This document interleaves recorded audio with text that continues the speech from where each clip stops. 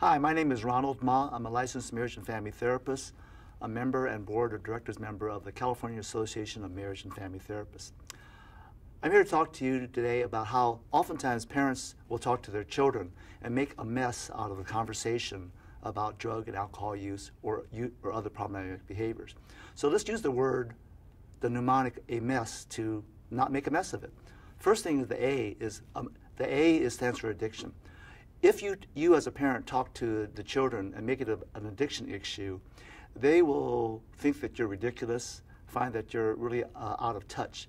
There's many reasons, and they may get to the addiction issue at some point, but initially it's experimental use. So labeling an addiction makes you lose all kinds of credibility. The M in a mess stands for moral.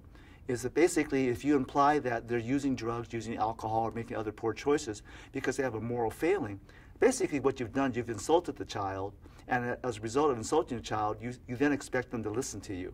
Well, that's just not going to work.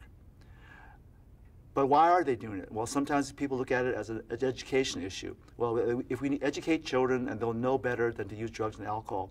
Well, unfortunately, those of you who have been caught up in this mess is that a lot of times the children, they actually know more about drugs and alcohol than you because they're the ones using it, they're the ones who are exploring it with the other kids. So it's more than just education.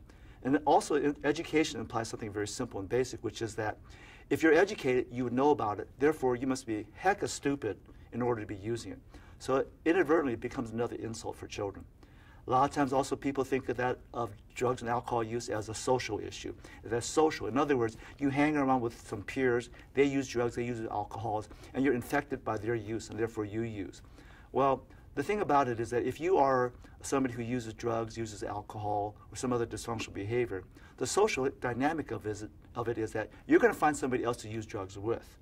In other words, if you're somebody who's academically oriented and study hard, you're going to hang out with other kids who are academically oriented and study hard.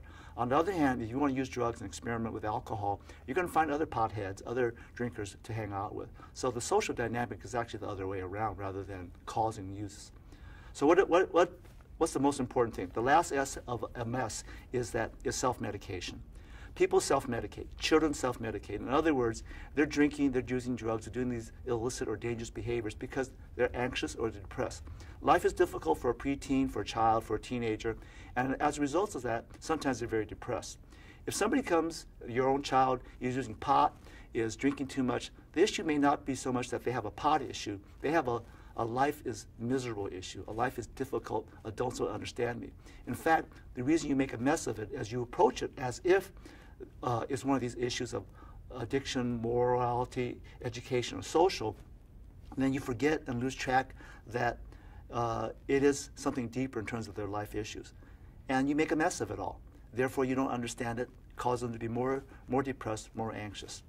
You know, that's a quick and short way to look at it, but hopefully that will guide you in working with your children, interact with your children, so that you won't make a mess of it, and you'll actually connect with them, and you'll get them, and that'll allow you to support them as well.